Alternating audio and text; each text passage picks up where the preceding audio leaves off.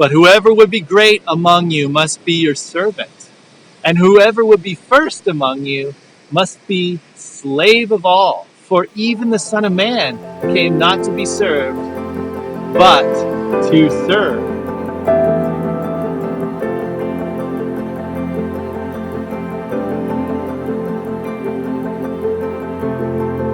Hey guys, welcome to the video this week. I'm back outside here near Redhead, up on this little trail. It's a beautiful day.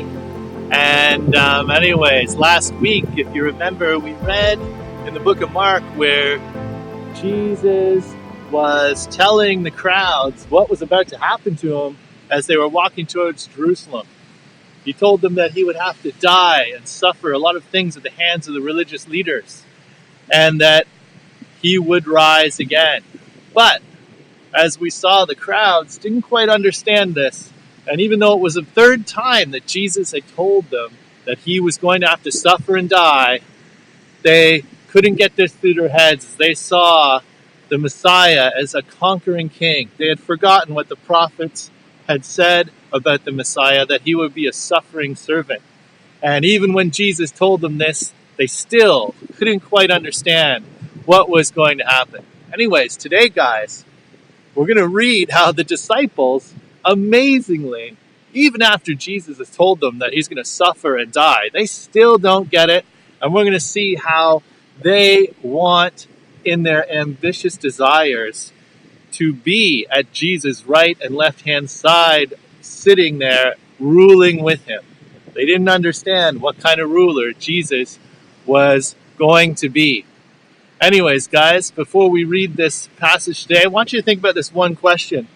What sort of ambitions do you have, and what kind of ruler does Jesus demand us to be?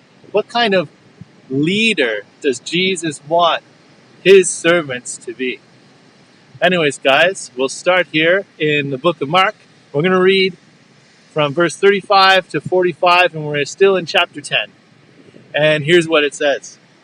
And James and John, the sons of Zebedee, came up to him and said to him, Teacher, we want you to do for us whatever we ask of you.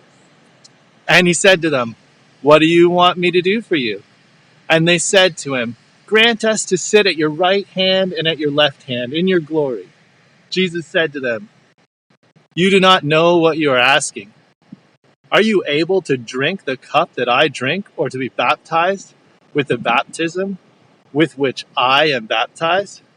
Wow, let's pause there for a second, because remember last week we just read Jesus had just told them what was going to happen, but I don't think it sunk in. This was a bold and selfishly ambitious move on the part of these two disciples.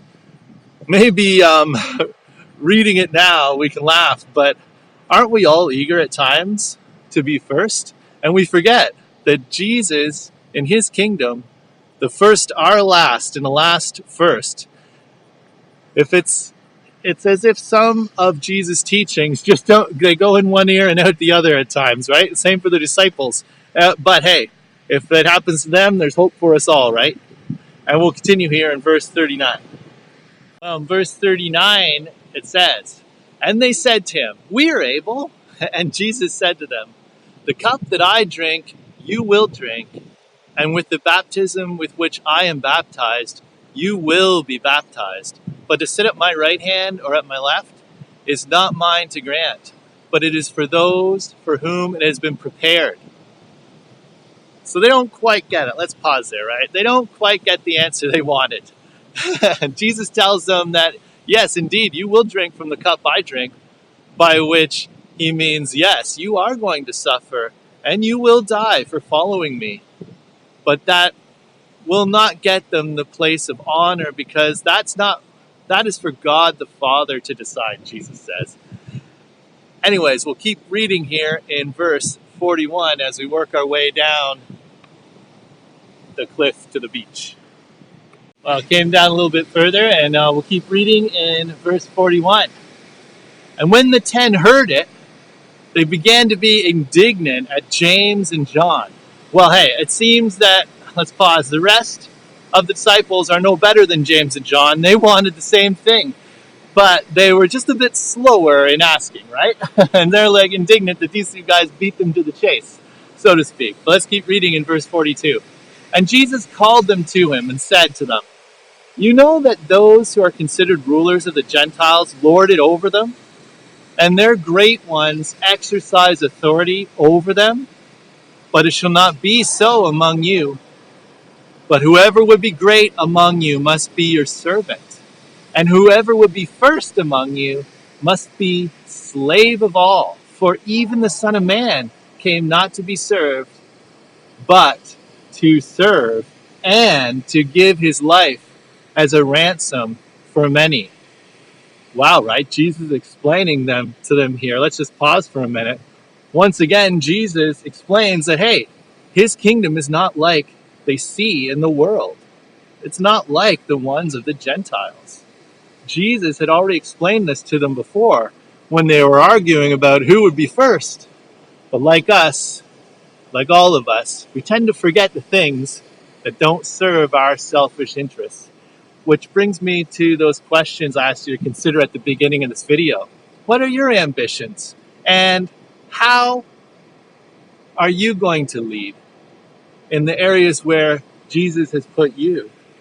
Remember, Jesus here tells us that we aren't to rule or over top of people and lord it over them. We're not to be bossy. We're to be a servant type of leader. We're to serve people and become a slave to everyone. What does that mean? Well, it means that you're to lead by example. Lead by Jesus' example. And what was his example? He gave all his time, all his energy into serving others. And in doing that, that's the kind of leader Jesus wants in his kingdom. Anyways, guys, that's the end of the video today. It's pretty beautiful out. Might keep going down the beach here. I hope you enjoyed this video. And God bless you. And God willing, I will see you next week. Thanks for watching the video this week. And remember, guys, true knowledge, it's meant to be shared. So get out there, tell a friend or 2 or 3 or 5, tell 10 friends what you learned this week.